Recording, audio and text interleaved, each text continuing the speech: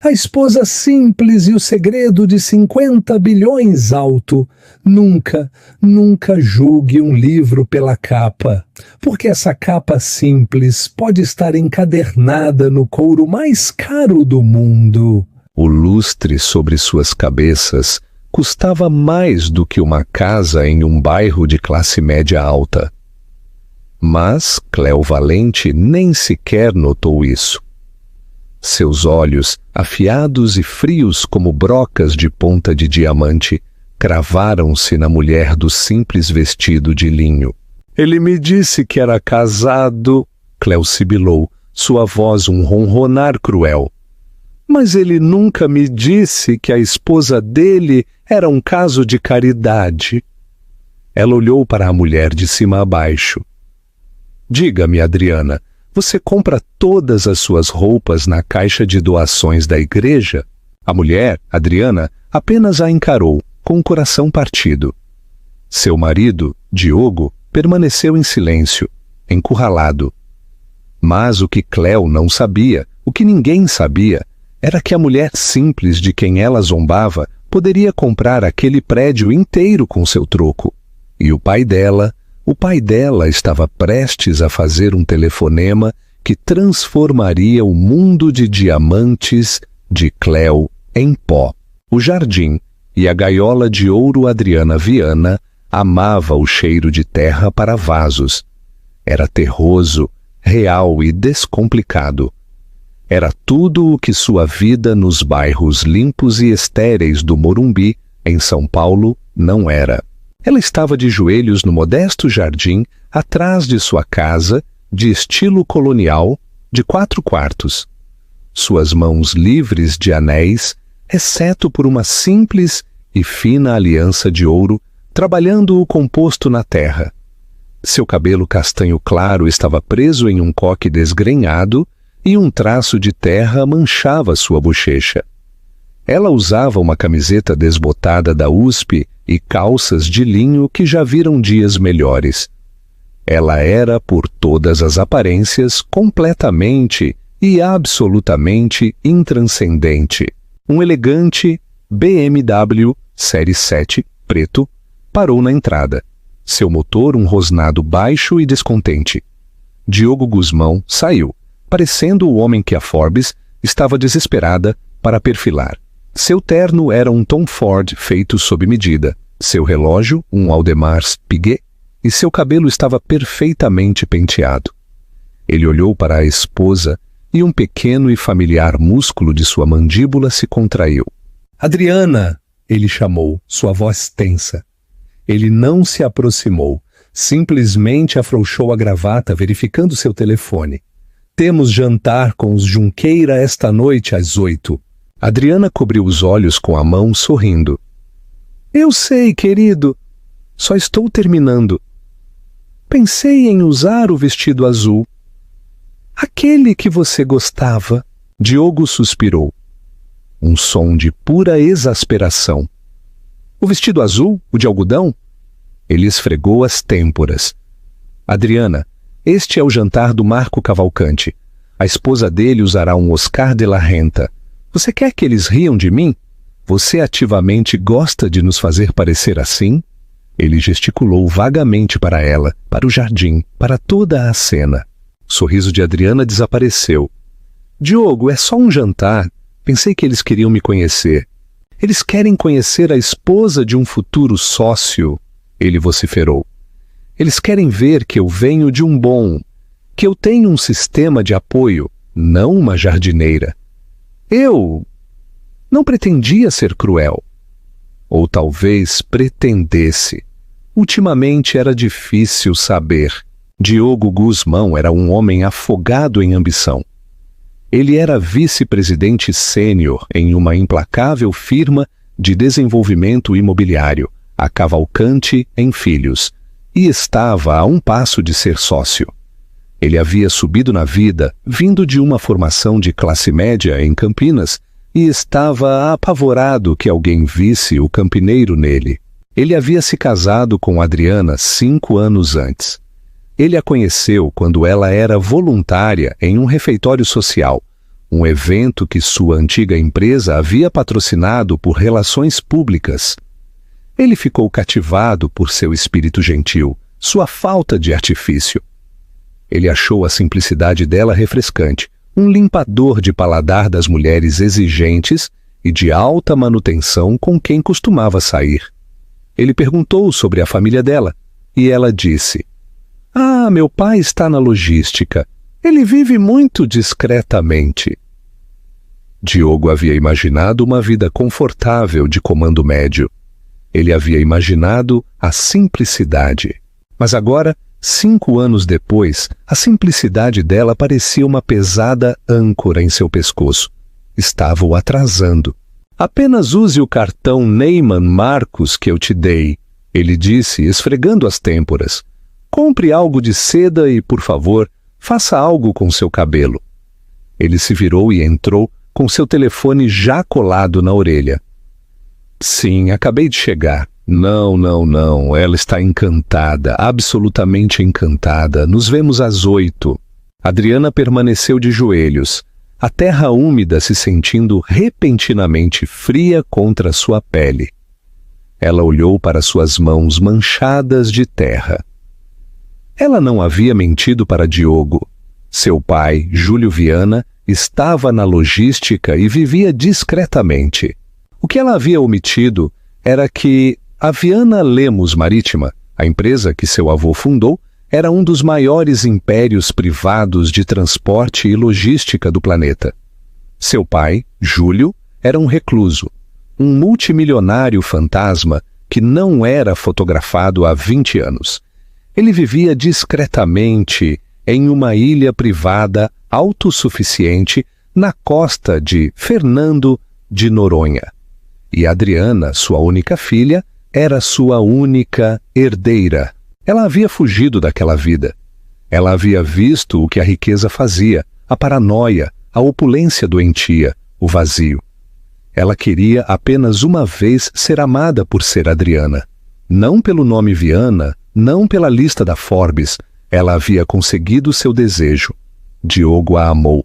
A pergunta era: ele ainda a amava?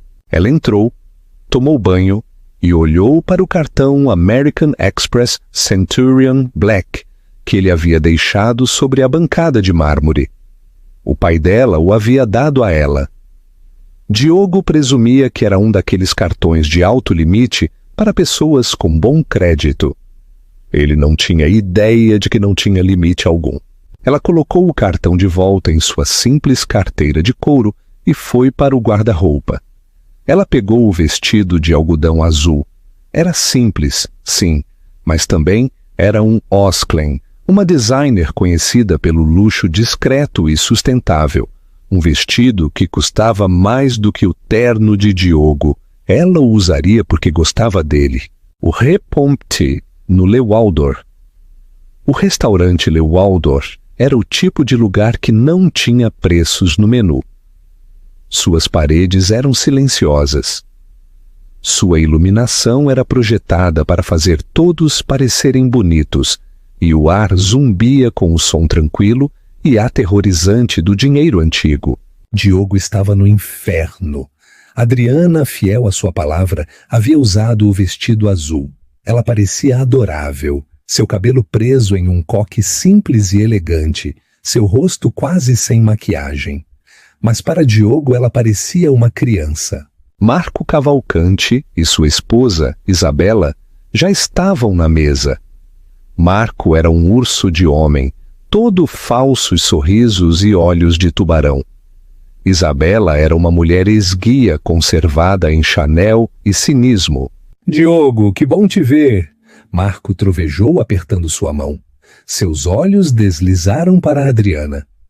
E esta deve ser a famosa Adriana, a influência estabilizadora de Diogo. "É um prazer conhecê-los, senhor e senhora Cavalcante", disse Adriana, sua voz calma e calorosa. Os olhos de Isabela fizeram uma varredura lenta e calculada em Adriana, de seus simples brincos de pérola às suas modestas, mas caríssimas, flats Arezzo. A varredura foi uma execução. O sorriso de Isabela foi um corte de batom vermelho. Oh, que pitoresco, ela disse. Diogo, você não nos disse que ela era minimalista. Diogo forçou uma risada. Adriana sempre foi indiferente a rótulos. Que corajosa, murmurou Isabela, chamando um garçom.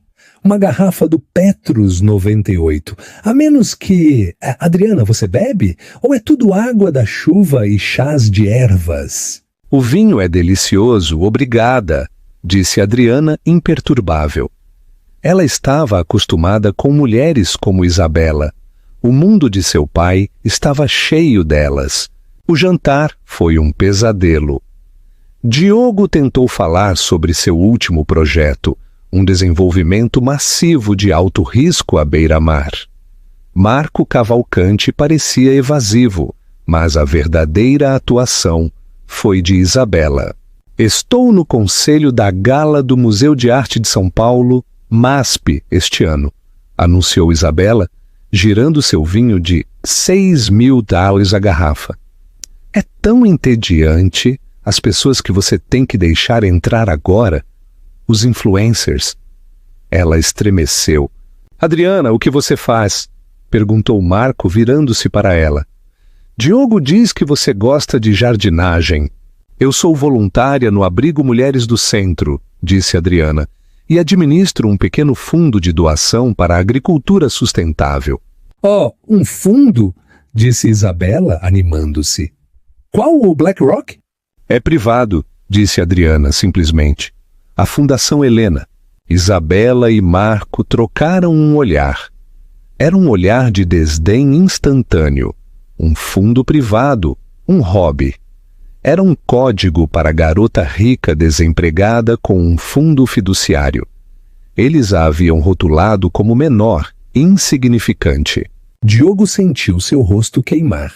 Ele precisava consertar isso. Ele precisava mostrar a eles que não era casado com uma simplória. Ele precisava de um milagre. E o milagre veio em forma de furacão. Marco, Isabela, queridos, uma voz suave como o uísque cortou o burburinho do restaurante. Uma figura apareceu, toda pernas, sola vermelha e um blazer Balmain branco que parecia ter sido costurado diretamente em sua pele. Seu cabelo era uma cascata de loiro de salão perfeito. O nome dela era Cleo Valente. Cleo era consultora de relações públicas e estratégia de marca, o que significava que ela era uma arranjadora de alta classe para os ultra-ricos. Ela conhecia todo mundo e todo mundo a conhecia. Ela também era, nos últimos 6 meses, a amante de Diogo Guzmão. Diogo sentiu o sangue drenar de seu rosto. Cleo, que surpresa! Ela lhe deu um beijo no ar, deixando seus dedos deslizarem por seu braço. Um movimento de posse puramente insolente. Ela se virou para Marco e Isabela. Queridos, eu estava no bar e os vi. Tive que vir até aqui. Cleo, você já conhece minha esposa Adriana. Diogo conseguiu dizer, sua voz tensa. Os olhos de Cleo, da cor de um lago glacial, pousaram em Adriana. Não foi um olhar, foi uma avaliação, o tipo que um açougueiro dá a um pedaço de carne. Ela captou o vestido de algodão, o cabelo simples, a falta de joias chamativas. Um sorriso lento e cruel surgiu em seu rosto. Oh, ela disse, sua voz pingando uma doçura doentia e condescendente. Oh, esta é Adriana. Ela estendeu uma mão perfeitamente manicurada, seu diamante amarelo de 20 quilates, um presente de um cliente anterior, brilhando sob a luz. Adriana a pegou. O aperto de Cleo foi forte. Suas unhas cravaram. Diogo fala de você! Cleo ronronou, sem tirar os olhos de Adriana. Mas eu devo ter ouvido errado. Imaginei alguém diferente. Tenho certeza que sim, disse Adriana, soltando a mão dela. Eu amo seu vestido, disse Cleo, mentindo com uma facilidade impressionante. É tão... honesto. Onde você o encontrou? Eu estava procurando algo simples para a filha da minha governanta. A mesa ficou em silêncio. Isabela Cavalcanti soltou uma pequena risada encantada. Marco Cavalcanti assistiu com diversão. Diogo não fez nada. Ele apenas ficou ali, congelado em uma rigidez de terror e humilhação, enquanto esta mulher, sua amante, ultrajava publicamente sua esposa. Adriana olhou para Cleo. Ela olhou para Diogo, que estava olhando para sua taça de vinho como se contivesse os segredos do universo. E ela olhou para os Cavalcanti, que a observavam como se ela fosse o espetáculo da noite. Ela colocou o guardanapo sobre a mesa. Vocês terão que me desculpar, ela disse, sua voz perfeitamente uniforme. Parece que perdi o apetite. Ela se levantou e saiu. Não correndo, não fazendo um escândalo, simplesmente saindo. Diogo fez um movimento para se levantar, mas Cleo colocou a mão em sua coxa debaixo da mesa. Deixe-a ir, querido, ela sussurrou. Sua voz era uma promessa. Os adultos estão conversando. Diogo voltou a se sentar, e naquele momento ele selou seu destino. O caso não era mais um segredo, era uma estratégia. Interação com a audiência. Se você estivesse no lugar de Adriana, o que você teria feito naquele momento? Confrontar Cleo ou sair com dignidade? Comente agora e me diga seu plano de vingança. A campanha de extermínio. Cleo Valente não fazia as coisas pela metade. Ela via Diogo como um projeto a ser reformado. Ele tinha boa estrutura óssea, um emprego decente e uma ambição voraz que ela achava profundamente atraente. A única coisa o atrasando era sua esposa, Ratinha. Cleo estava lá para exterminar a praga. Ela começou sua campanha com a sutileza de uma bola de demolição. Diogo, querido, ela dizia, reclinada em seu escritório fora do horário de trabalho. Você não pode conseguir o financiamento do acordo à beira-mar com aquele grupo de investimento, mamãe e papai. Você precisa de gigantes. Você precisa de Lemos. Lemos, disse Diogo, eles são um fantasma. Ninguém consegue uma reunião com Viana. Deixe comigo, Cleo ronronou. Eu conheço um homem que conhece o homem que serve o café do Júlio Viana. É um começo. Ela era inebriante. Ela era tudo o que Adriana não era. Barulhenta, exigente, conectada e descaradamente materialista. Diogo, fraco e deslumbrado, caiu completamente em sua órbita. Ele parou de ir para casa, alegando noites longas no escritório. Ele comprou um pequeno e elegante apartamento na cidade. Um pied-à-terre para o trabalho, ele disse a Adriana. Era onde ele e Cleo viviam sua nova vida. Adriana não era tola. Ela era filha de um homem que podia rastrear um único container de embarque de Xangai a Roterdã em tempo real. Ela sabia o que significavam as noites longas. Ela viu as novas cobranças nos extratos da Amex. Diogo ainda pensava que eles compartilhavam a conta, não que ela era a titular principal. Dolce Miracle, Armani Privé. Adriana sabia que ele não estava comprando ternos. 4.500 euros, Le Bernardin. Uma mesa para 2. 22.000 euros, Cartier, pulseira. Juste un clou. Adriana não usava pulseiras. Ela estava vendo seu casamento morrer em uma nevasca de recibos. No entanto, o verdadeiro veneno era social. Cleo começou uma campanha sistemática para substituir Adriana. Ela acidentalmente tagueava Diogo em fotos íntimas do Instagram, em jantares de grupo. Ela começou a aparecer em seus eventos de trabalho, posicionando-se como sua parceira não oficial. Oh, Diogo se sente perdido sem mim. Ela ria para Marco e Isabela Cavalcanti. A esposa dele, Deus a abençoe, simplesmente não entende este mundo. Ela acha que zonamento é algo que se faz em um jardim. Diogo, para sua vergonha, permitiu que acontecesse. Ele estava ganhando. Com as conexões de Cleo, ele estava avançando no projeto à beira-mar. Ele havia garantido um interesse tentativo de terceiros de uma corporação fantasma que lhe disseram estar ligada ao Grupo Lemos. Ele estava prestes a se tornar o homem que sempre quis ser. A culpa que sentia por Adriana era uma dor pequena e surda, facilmente ignorada. Adriana, enquanto isso, vivia em uma casa fantasma. O jardineiro vinha, a governanta limpava, mas o lar estava vazio. Ela passava seus dias no abrigo, suas noites lendo. Ela estava lhe dando espaço, esperando que ele voltasse a si. O ponto de ruptura veio com um simples pacote. Adriana estava podando suas rosas quando um caminhão da DHL chegou. Um motorista lhe entregou uma caixa grande e plana da Saks Fifth Avenue. Estava endereçada à senhora Cleo Valente, CEO Diogo Guzmão. Eles estavam enviando pacotes para a casa dela.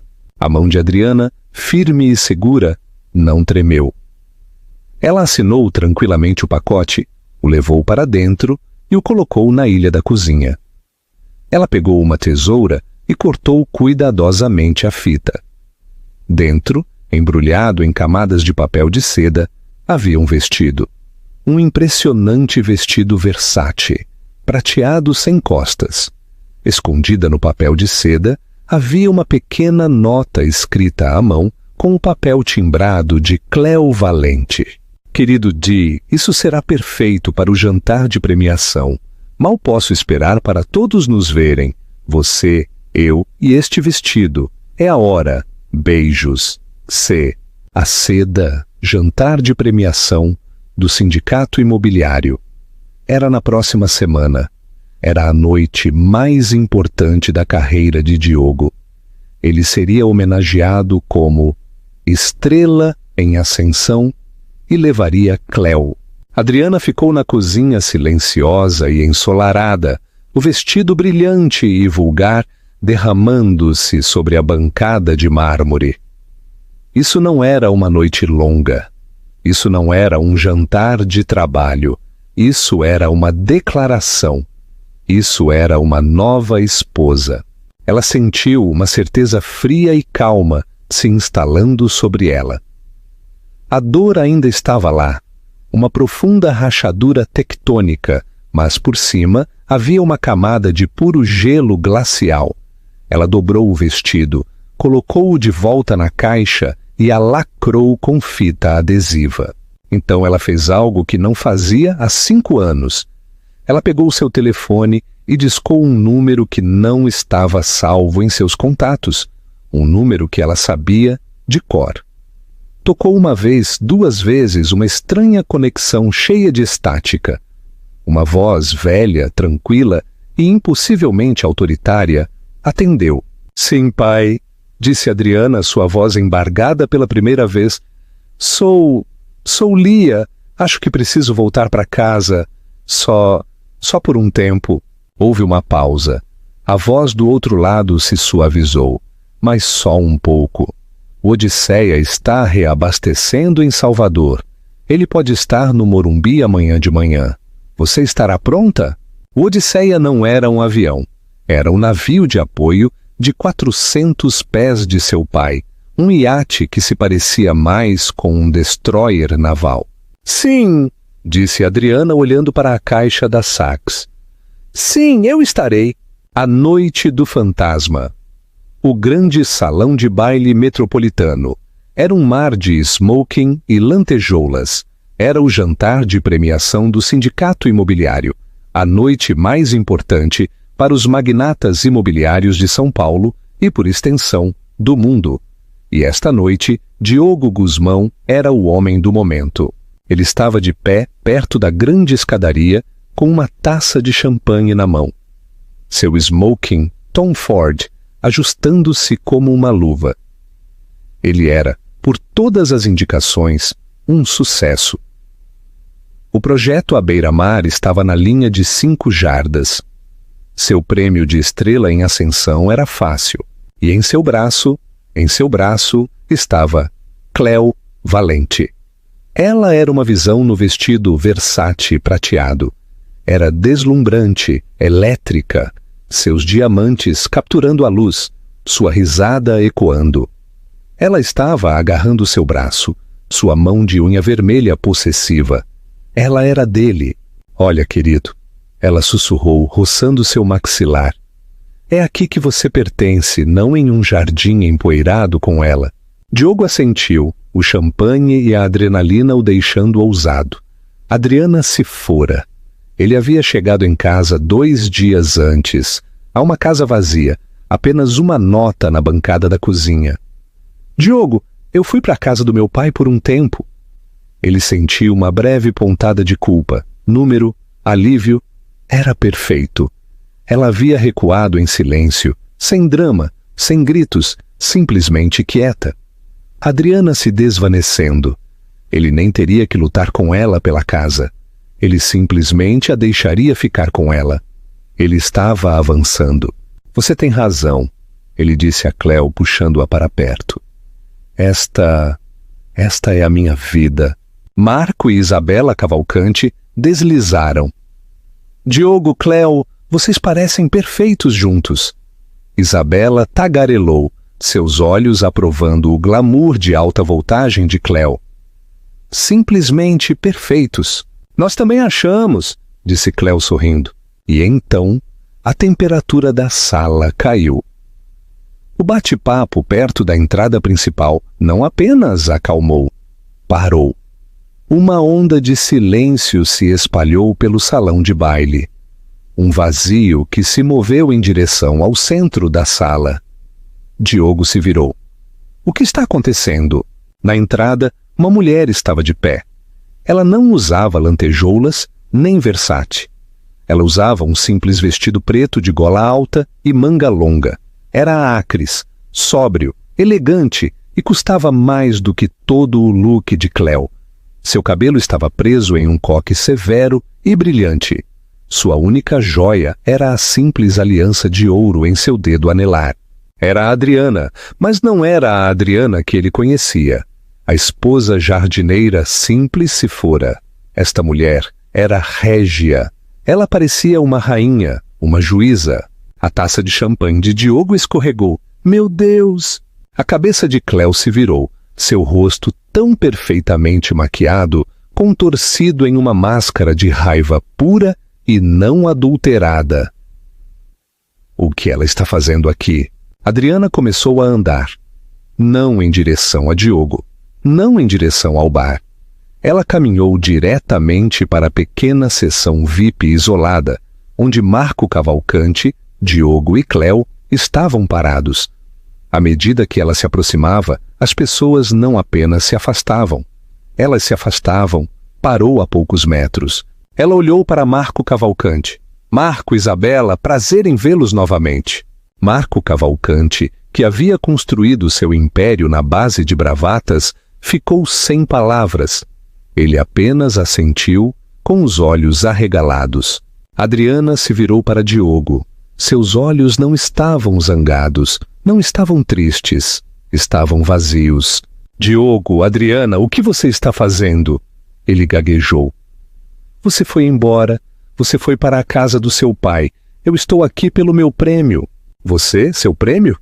Cleo caiu na gargalhada, um som áspero e feio. Que prêmio, querida? Melhor em exposição por uma petúnia? Adriana a ignorou. Eu estou aceitando o prêmio de filantropo do ano esta noite, em nome da Fundação Helena. A mente de Diogo ficou em branco. A Fundação Helena. O fundo de hobby? Espera, disse Isabela Cavalcante, sua voz repentinamente pequena. A Fundação Helena? Como a fundação que acabou de doar anonimamente 100 milhões para o MASP? Essa Fundação Helena? Adriana simplesmente a olhou. Cleo, vendo sua noite, seu homem, escapando, deu um passo à frente. Ela era mais alta que Adriana e usou sua altura como arma, pairando sobre ela. Isto é patético. Cleo sibilou, sua voz baixa e cruel. Mesmo para você, você comprou sua entrada para um jantar de premiação. Você vestiu uma roupa de adulta para tentar recuperá-lo. Ela agarrou o braço de Adriana. Me escute, ratinha. Ele não te quer. Ninguém te quer. Você não é nada. Você é apenas uma mulher pequena, simples, chata. Você não tem família, nem conexões, nem poder. Ela estava em uma onda agora, sua voz subindo, atraindo a atenção de todos. Diogo precisa de uma estrela. Ela cuspiu, enfiando um dedo no peito de Adriana. Ele precisa de uma guerreira. Ele precisa de mim. E você é apenas a esposinha triste da qual ele foi inteligente o suficiente para se livrar finalmente. Ela zombou, olhando para o simples vestido preto. Quer dizer, olhe para você. Você pensou que isso a fazia parecer poderosa? Você só parece pobre. Você parece o erro dele. Adriana ficou ali, absorvendo a diatribe. Ela não vacilou. Não chorou. Quando Cleo finalmente terminou, respirando com dificuldade em seu triunfo, Adriana, com muita calma, estendeu a mão e removeu a mão de Cleo de seu braço. Ela olhou para Diogo, seu rosto cinzento, seu corpo tremendo. Ela está certa, Diogo, disse Adriana. Você precisa de uma guerreira. Então ela se virou para Cleo. E você cometeu um erro terrível, terrível. O único erro, zombou Cleo, foi Diogo se casar com você. Não, disse Adriana, uma nova autoridade fria em sua voz. O erro foi presumir que eu era a única fora da sua liga. Naquele momento, as luzes do palco diminuíram. O presidente do sindicato subiu ao pódio. Senhoras e senhores, sua voz ressoou. Temos um convidado muito especial, um homem que por décadas foi uma das forças mais poderosas e invisíveis do mundo. Esta noite, para apresentar nosso prêmio Filantropo do Ano à Fundação Helena, ele está fazendo sua primeira aparição pública em 20 anos. Demos as boas-vindas ao senhor Júlio Viana. O sorriso triunfante de Cleo congelou. O mundo de Diogo se inclinou em seu eixo. Viana? Como Viana Lemos Marítima? O fantasma? O nome ressoou em sua cabeça. Viana. Viana. O nome do pai de Adriana. Ele olhou para Cleo, seu rosto agora uma máscara de confusão. Ele olhou para Adriana, que olhava para o palco com uma resignação tranquila e triste. E ele olhou para a lateral do palco, onde um homem alto e esguio, em um terno zegna escuro, impecavelmente simples, saiu, seu rosto como o de uma ave de rapina. Diogo Guzmão só teve tempo de sussurrar uma palavra antes que suas pernas cedessem. Oh, não! O homem que subiu ao palco, não era um homem. Era uma lenda. Júlio Viana era o tipo de pessoa que não entrava em uma sala. Ele a absorvia. O ar ficou mais rarefeito. A luz parecia se dobrar em direção a ele. Ele tinha talvez 60 anos, com uma mecha de cabelo prateado e olhos tão azuis pálidos que pareciam gelo. Ele se movia com uma economia de movimento que sugeria um imenso poder enrolado. Ele não olhou para a multidão. Ele não sorriu. No salão de baile, multimilionários e titãs imobiliários, homens que se consideravam donos do universo, estavam apalpando seus telefones. Eles estavam tirando fotos de um fantasma. Diogo Guzmão não estava respirando, estava hiperventilando. Viana, o pai de Adriana, o da logística, o cara discreto. O sangue de Cleo Valente havia se transformado em água gelada. Ela conhecia aquele nome.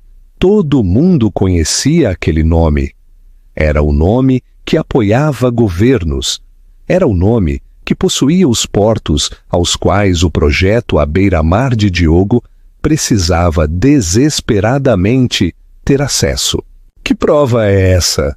Cleo gaguejou, seu olhar indo do homem no palco para Adriana. Aquele não é... Não pode ser. Júlio Viana chegou ao pódio. Ele ajustou o microfone. Um som que ecoou como um tiro na sala silenciosa. Boa noite, ele disse. Sua voz era tranquila. No entanto, ela preencheu todo o vasto salão. Era uma voz que não precisava gritar. Fui convidado a vir aqui para apresentar um prêmio. Eu não gosto de prêmios. Eu não gosto de eventos. Ele olhou para fora, seu olhar varrendo a sala, e por um segundo, seus olhos encontraram os de Diogo. Diogo sentiu o olhar como um golpe físico, uma estaca de gelo no peito. Mas a Fundação Helena, continuou Viana, é importante. Ela leva o nome de minha falecida esposa, Helena. É uma organização dedicada ao princípio de que a força real não é barulhenta, que o poder real não é visto, é sentido. Ele fez uma pausa.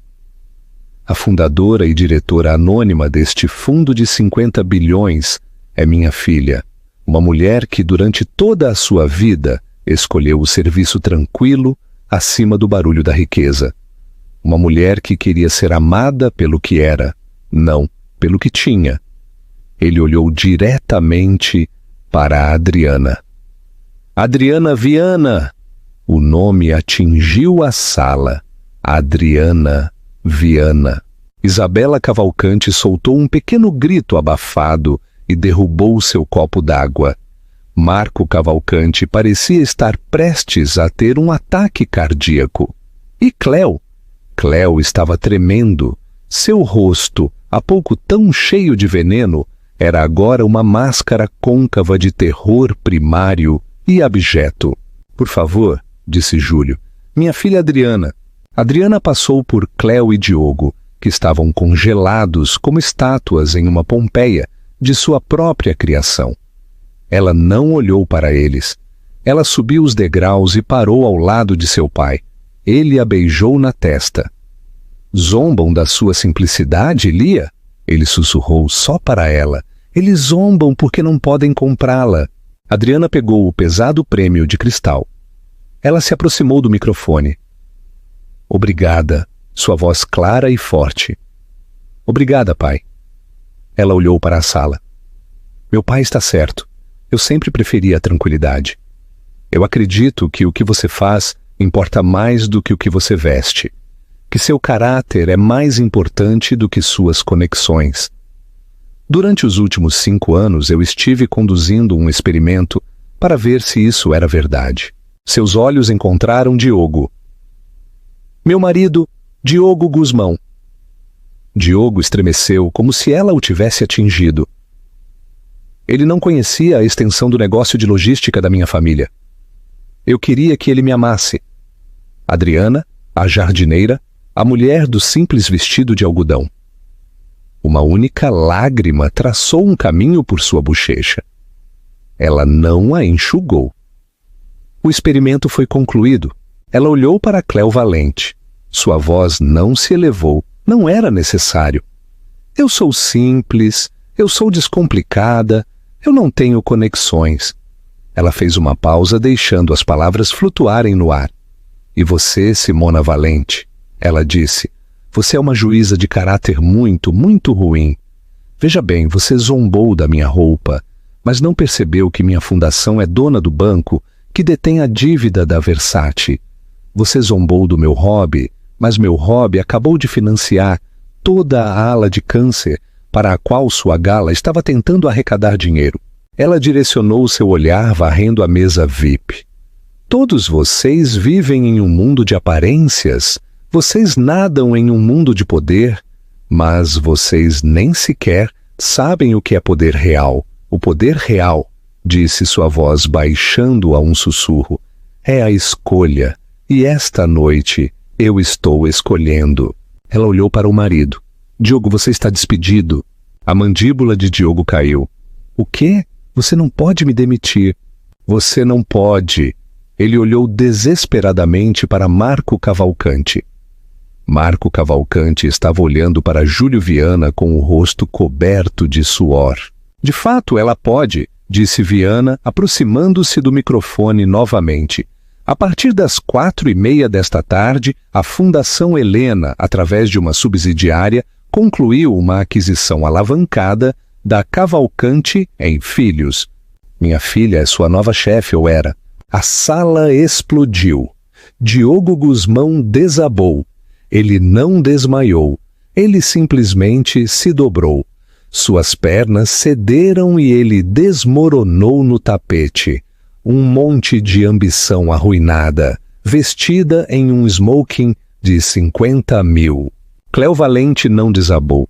Ela ficou tremendo, seu rosto branco. Ela estava olhando para Júlio Viana. Senhor Viana, ela começou, sua voz um rogo rouco e desesperado. Senhor Viana, eu sou um ativo. Isto foi um mal-entendido. Eu posso ajudá-lo. Eu posso lidar com as suas RP. Isto eu posso consertar. Júlio Viana olhou para ela. Ele a olhou como se olharia para um inseto. Senhora Valente, ele disse, sua voz plana e fria. Você é uma praticante de estratégia de marca, não é? Sam? Sim, a melhor, ela gritou, sentindo um salva-vidas. Então você deve saber, ele disse, que o nome Viana não tem uma marca, ele tem uma reputação, e você a ofendeu. Ele estalou os dedos. Ele nem sequer olhou. Mas 2 homens em ternos escuros idênticos apareceram de repente. A senhora Valente é barulhenta, disse Júlio, para ninguém em particular. Ela está perturbando a noite da minha filha. Por favor, certifique-se de que ela encontre sua saída. Não, não! Cleo gritou, enquanto os homens a agarravam pelos braços. Vocês não podem fazer isso, Diogo, faça alguma coisa! Mas Diogo ainda estava no chão, chorando. Eu conheço pessoas! Ela gritou enquanto a arrastavam, o vestido versátil prateado rasgando. Eu tenho conexões. Eu também, disse Adriana, sua voz um sussurro enquanto observava a traidora de sua vida ser fisicamente removida do salão de baile. A desmontagem silenciosa, 6 meses depois. A queda não foi uma tempestade, não foi uma caótica explosão emocional. Foi uma desmontagem clínica, silenciosa e terrivelmente eficiente. Júlio Viana não operava com raiva, ele operava com consequência. Nas 48 horas que se seguiram ao jantar de premiação do sindicato imobiliário, 2 vidas não apenas foram arruinadas, foram desconstruídas peça por peça, até que não restou nada além dos escombros de sua própria arrogância. Para Diogo Guzmão, o acerto de contas começou com o amanhecer. Ele acordou não em sua cama, nem na de Cleo, mas em um rígido sofá estofado de veludo, em uma alcova isolada do hall principal, no grande metropolitano. Sua cabeça latejava, uma dor surda e martelante do champanhe, da adrenalina e do impacto esmagador de sua própria estupidez. Seu smoking, Tom Ford, estava amarrotado, a gravata borboleta desfeita pendurada em torno de seu pescoço como um pequeno laço de seda. Um guarda de segurança, vendo-o se mover, se aproximou e colocou um copo d'água na mesa ao lado dele. Seu carro não está mais aqui, Sr. Guzmão, disse o guarda, seu rosto uma máscara de neutralidade profissional. Ele foi recuperado pela agência de leasing às 4h17 da manhã. Recuperado? Diogo grasnou. Esse é o leasing, O senhor deveria verificar seu telefone, disse o guarda e saiu. Seu telefone. Ele apalpou o iPhone 15 Pro Max, que Cleo havia insistido para ele comprar. Estava quente ao toque. A tela acendeu. 147 mensagens não lidas, 28 chamadas perdidas. Ele ainda estava na névoa, uma bruma de negação. Isto foi um pesadelo, uma horrível vergonha pública. Ele consertaria. Ele se desculparia. Adriana, ela era gentil, era simples. Ela o perdoaria. Ele só teria que se humilhar. Seu polegar trêmulo abriu a primeira chamada perdida. Uma mensagem de voz de Marco Cavalcante, deixada às 23h52. Diogo pressionou reproduzir. Ele esperava gritos. Ele não esperava o som do terror puro e não adulterado. Diogo, seu idiota, seu monumental idiota. Você sabe o que você fez? Você sabe quem é aquele? Viana não é apenas rico, Diogo. Ele possui os portos, ele possui os bancos, ele possui... Oh, Deus! Um som de vidro quebrando. Não venha ao escritório, nunca. Nós vamos enviar suas coisas pelo correio. Sua indenização é nada. Você está em inadimplência. Você humilhou a um principal. Se você alguma vez me contatar de novo, eu vou fazer com que você seja preso por assédio. Você está acabado. Você me arruinou, Diogo. Você me arruinou. A chamada foi cortada. Diogo ficou olhando para o telefone. Arruinou ele? Ele rolou. E-mail. O primeiro era da Divisão de Empréstimos Comerciais do Banco Nacional Viana. Enviado às 1h04 da manhã. Assunto: aviso de inadimplência imediata de pacto. Empréstimo: Morumbi 4G. Prezado Sr. Guzmão, este e-mail serve como notificação oficial de que, de acordo com seu contrato de empréstimo, o senhor está em inadimplência do Pacto 21, violação de turpitude moral, conforme definido pelo credor, resultando em desgraça pública significativa e risco material à reputação do credor. Sua linha de crédito de 285 milhões foi congelada com efeito imediato. Além disso, sua hipoteca principal sobre a propriedade do Morumbi, Rua do Salgueiro, 45, foi chamada. O reembolso total deve ser feito dentro de 30 dias, ou os procedimentos de execução hipotecária começarão. Banco Nacional Viana. Viana Lemos. Não era apenas um banco. Era o banco dele. O banco que ele vinha usando com tanta arrogância para financiar sua nova vida. Suas mãos tremiam tanto que ele quase deixou o telefone cair. O segundo e-mail era de um nome que ele não reconheceu. S. Arguelles, Walker, Lippmann e Rosales, enviado às 6h15 da manhã. Assunto: Guzmão, Viana. Senhor Guzmão, não tente, sob nenhuma circunstância, contatar nossa cliente, a senhora Adriana Viana. Qualquer tentativa será vista como assédio. Os papéis do divórcio serão entregues ao senhor no final do dia. Nossa cliente está sendo excepcionalmente generosa. Ela não contestará o acordo pré-nupcial que o senhor mesmo redigiu e insistiu. O acordo pré-nupcial? O estômago de Diogo se transformou em ácido. Ele se lembrou daquele dia de 5 anos atrás em seu antigo e modesto escritório de advocacia. Ele havia apresentado a ela sentindo-se tão inteligente, tão protetor de seus futuros ganhos. O acordo era simples. Em caso de divórcio, cada parte ficaria com o que trouxe para o casamento. Adriana, ele pensou, havia trazido um pequeno fundo fiduciário. Sua fundação de hobby. Ele havia trazido $80 mil em dívidas de empréstimos estudantis e um Mercedes alugado. Ele havia, em sua arrogância imponente, construído uma fortaleza legal para proteger seu milhão em processo dela, da boba de 50 bilhões. Ele não estava apenas arruinado. Ele estava quebrado. Ele estava menos do que quebrado. Ele saiu cambaleando do hall de entrada, à luz da manhã, como uma agressão física. O porteiro não olhou para ele. Ele pediu um táxi. Ele pagou em dinheiro. Ele percebeu com uma pontada de pânico verificando sua carteira pelos últimos $300 que tinha, e deu ao motorista o endereço do pied-à-terre. Seu ninho de amor. Ele pegaria suas coisas. Ele resolveria. Ele entrou no reluzente hall de mármore.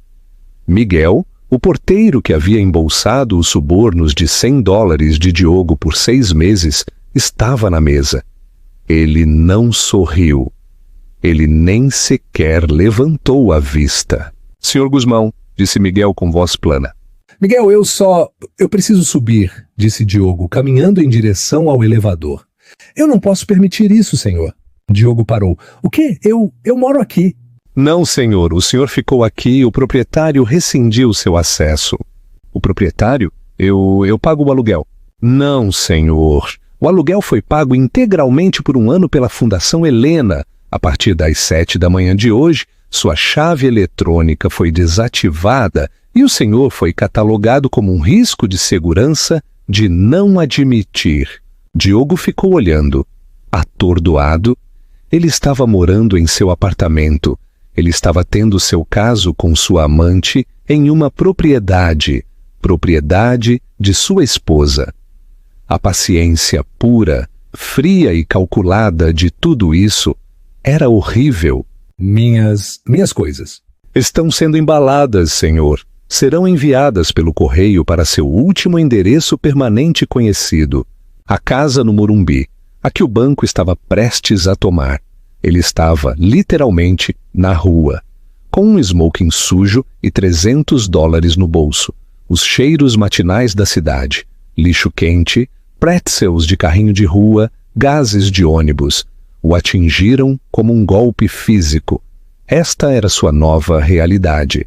Para Cleo Valente, a destruição foi mais artística.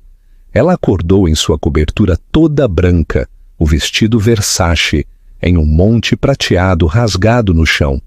Ela acordou com seu telefone tocando, um bip implacável. Ela o agarrou com a cabeça batendo. Era Ricardo, do Page Six. Cleo, querida, fale comigo.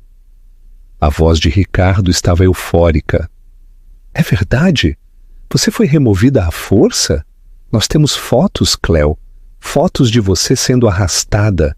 Meu Deus, aquele Versace foi destruído. Quem era ele, aquele cara velho? Era Júlio Viana? O sangue de Cleo se transformou em água gelada. Ela desligou. Isto está bom. Isto é spin. Ela era Cleo Valente. Ela criava narrativas. Ela se adiantaria a isso. Ela foi para sua sala de guerra, sua elegante escrivaninha de laca branca e seu laptop. Ela lançaria um comunicado, um mal-entendido, uma noite apaixonada. Ela tentou fazer login em seu Instagram. Cleo Valente Official. Erro! Conta não encontrada. Ela soltou uma risada curta e histérica. Uma falha. Ela tentou o Twitter. Esta conta foi suspensa por violar nossos termos de serviço. O pânico, frio e agudo, picou sua pele. Seu website. https www.google.com Search Quick cleovalente.com.br. Uma tela branca em branco. 404 não encontrado. Isto não era uma lista negra. Isto era um apagamento. Viana não apenas a demitiu. Ele havia entrado no éter digital e a havia eliminado. A marca Cleo Valente havia deixado de existir. Seus clientes, ela podia consertar isso. Ela ligou para sua conta maior, a Gala Guggenheim. Ela foi colocada em espera com uma assistente de voz pétrea. Cleo Valente, sim, estamos girando nossa estratégia de marca. Seus serviços não são mais necessários. Clique. Ela ligou para o comitê do baile do governador. Nós decidimos ir em uma direção diferente. Por favor, encaminhe sua fatura final. A chamada final. Seu banco. Ela tinha que mover seu dinheiro. Ela verificou seu aplicativo de cliente privado Itaú. Conta congelada. Entre em contato com o gerente da sua agência. Ela ligou para o número, gritando com a pobre recepcionista, até que seu gerente privado, o Sr. Blasco, atendeu. Sr. Blasco, o que é isso? Por que minha conta está congelada? O homem do outro lado estava visivelmente tremendo. Senhora Valente, eu sinto muito. Eu não posso. Minhas mãos estão atadas. Todos os seus ativos, todas as suas linhas de crédito estão todos congelados. Por quem? Pelo governo federal. Ah, o quê? Cleo afundou em seu sofá de seda branca. Uma investigação. Simona Valente, a Receita Federal, o CVM. Parece que um cidadão preocupado forneceu uma pista anônima ao Distrito Sul de São Paulo por volta das 3 da manhã. Uma pista sobre o quê? Ela gritou. Fraude fiscal, fraude eletrônica, deturpação de ativos, presentes não declarados de clientes. Está tudo aqui.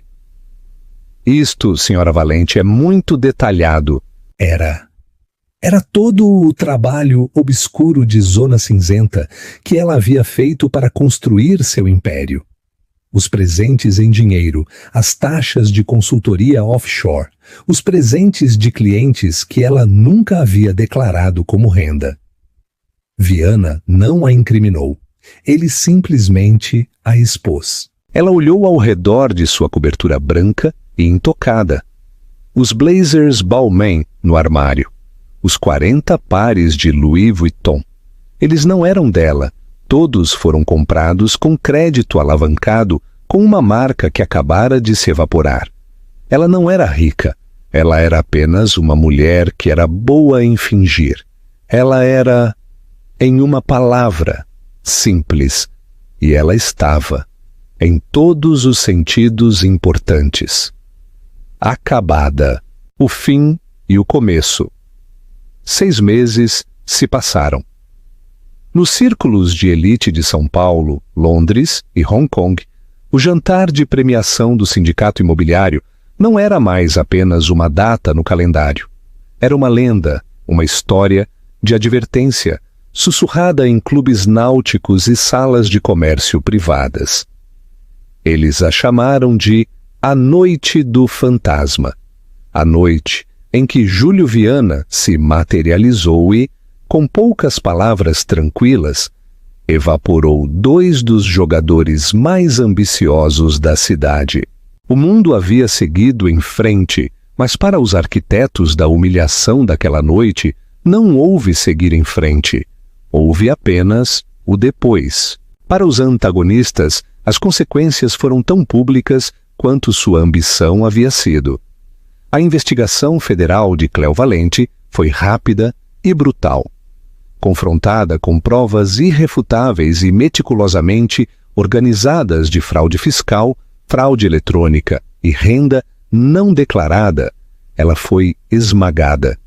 Seus advogados, que exigiram uma provisão de fundos que ela não tinha mais, a aconselharam a se declarar culpada. Ela perdeu tudo. A cobertura, os Balmain, as linhas de crédito, tudo apreendido pelo governo para pagar uma fração de suas multas e impostos atrasados. Ela foi proibida de trabalhar em relações públicas, finanças ou qualquer capacidade de consultoria para o resto da vida. Ela foi vista pela última vez e fotografada pelo próprio Page Six, que ela costumava alimentar. Trabalhando no balcão de fragrâncias da C&A, no shopping Aricanduva. Seu cabelo loiro, agora mostrando raízes escuras, estava preso em um rabo de cavalo regulamentar. Suas mãos, outrora adornadas com diamantes amarelos, agora estavam rachadas por borrifar eau de parfum em tiras de papel. Ela usava um uniforme de poliéster preto e uma etiqueta de plástico com o nome Cleo. A humilhação máxima não foi o trabalho, foi a visibilidade. Compradoras, mulheres que costumavam ler sobre ela, paravam, olhavam fixamente e sussurravam. Essa socialite havia se tornado o que mais temia. Um espetáculo comum, um simples caso de caridade. A queda de Diogo Guzmão foi mais tranquila, mas mais profunda. O aviso de 30 dias de sua hipoteca não foi uma negociação. Foi uma sentença de morte. O acordo pré-nupcial que ele havia elaborado com tanta arrogância foi sua execução financeira. Ele saiu do casamento com seus $80 mil em dívida estudantil, que com juros havia crescido, e as roupas que vestia. O cartão Amex Centurion era, é claro, de Adriana. Seu próprio crédito, ligado aos empréstimos não pagos, foi destruído. Ninguém no setor imobiliário de São Paulo retornava suas ligações. O nome Guzmão era agora sinônimo do aviso de Viana. Era radioativo. Depois de 2 meses dormindo no sofá de um amigo que rapidamente se cansou da associação, ele encontrou um emprego. A ironia era uma piada cósmica cruel. Ele foi contratado como gerente de logística para um distribuidor regional de varões de cortina, em um distrito industrial sem janelas, em Osasco.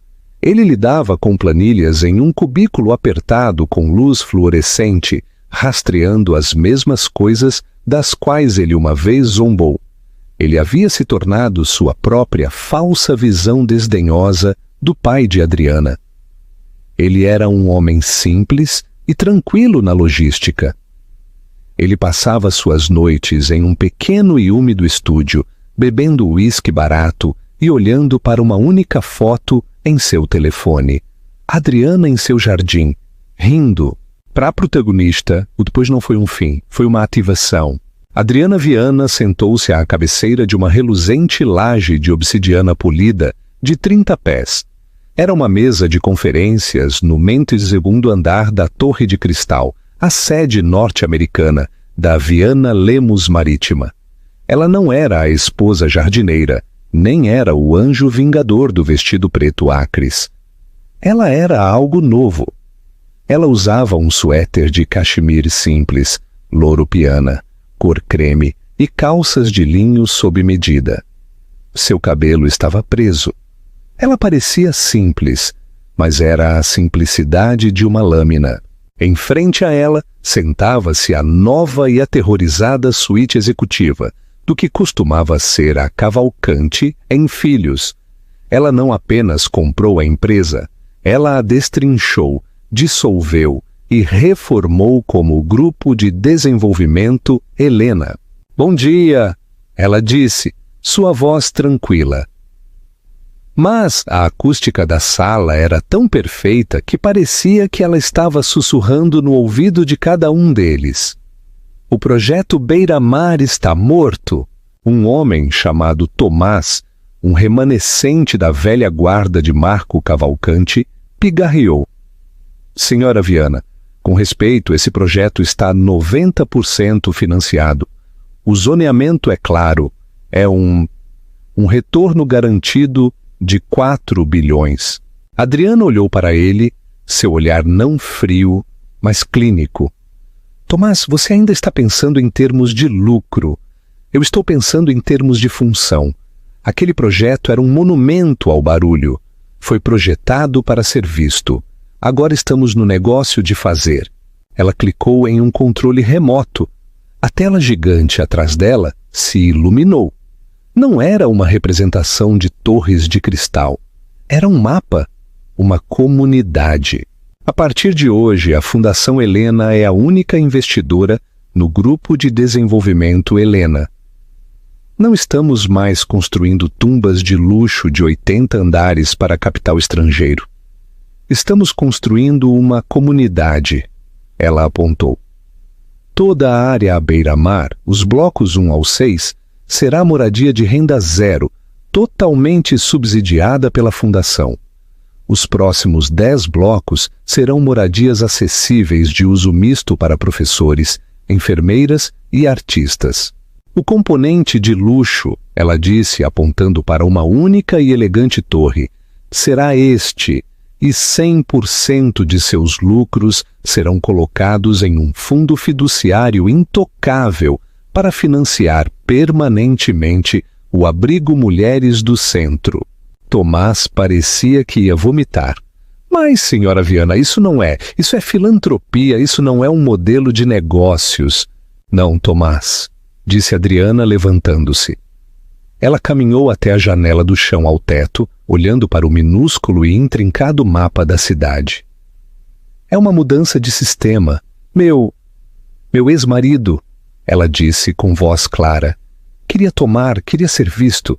Meu pai move coisas. Ele é o melhor do mundo movendo uma caixa de Xangai para Roterdã.